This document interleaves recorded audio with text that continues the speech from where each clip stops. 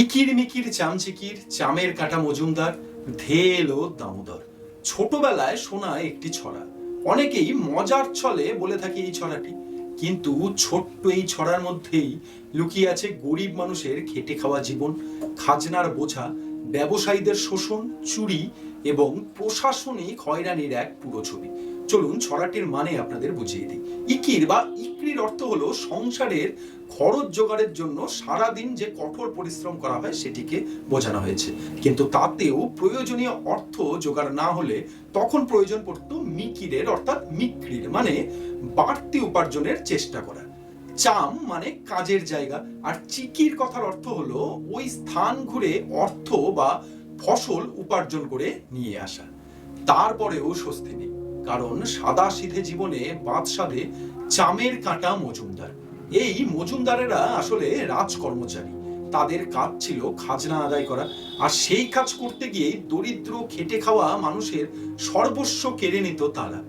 এরপরই যে লাইনটি ধেয়ে এলো ফোরের দল মানে দামোদর, এরা ফসল বা অন্যান্য সামগ্রী অত্যন্ত কম মূল্যে কিনে চড়া দামে বিক্রি করত। আরো এক দফা শোষণের মুখে পড়তে হতো এই দুস্থ মানুষদের। এরপর যেটুকু চাল বা শস্য বাঁচানো গিয়েছে দৌড়ে বসে তা দিয়েই রান্নার প্রস্তুতি নেওয়া হতো। ছড়ায় এই ঘটনাটি লেখা হয়েছে দাওয়ায় বসে চাল কারি এই লাইনে, কিন্তু সকাল থেকে হাজারো ঝক্কি সামলে সেই রান্না হতেও দেরি হয়ে যায়। সকালে কোনো খাবারও জোটে না, মধ্যাহ্নভোজ সারতেও বেলা গড়িয়ে হয়ে যায় দুপুর। তারপরের লাইন আসে ভাত খাও গে দুপুর বেলা, শান্তি নেই দুমুঠো খেতে বসেও, কারণ পরের লাইনে আসে ভাতে পড়লো মাছি। এখানে মাছি অর্থাৎ চোরকে বোঝানো হয়েছে। তখন বিহিত চাইতে প্রশাসনের দ্বারস্থ হতো কেউ কেউ। ছড়াকার এখানেই লিখেছেন কোদাল দিয়ে চাঁচি। এখানে কোদাল অর্থে কিন্তু কোতোয়াল মানে পুলিশকে বোঝানো হয়েছে। তাতেও কোনো লাভ হয় না, কারণ কোদাল হলো ভোতা এই লাইনটি আসে, অর্থাৎ পুলিশের কাছে গিয়ে উল্টে আরো হেনস্থার মুখে পড়তেন অভিযোগকারীরা।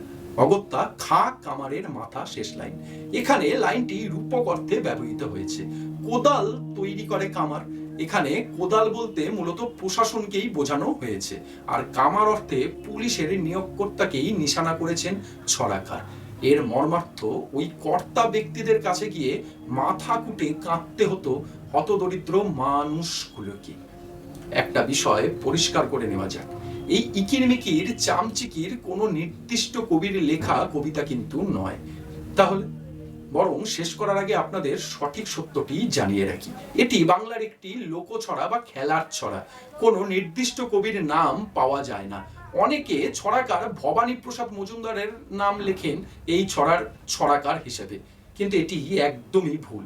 এই ছড়া প্রজন্মের পর প্রজন্ম মানুষের মুখে মুখে ছড়িয়ে এসেছে, ফলে আবার অঞ্চল ভেদেও এর শব্দ উচ্চারণ এবং কয়েকটি লাইনেও কিন্তু পার্থক্য দেখা যায়। যেমন শেষ লাইনে খা কামারের মাথাকে অনেক জায়গায় অপভ্রংশ করে বলা হয়ে থাকে খ্যাক শিয়ালের মাথা।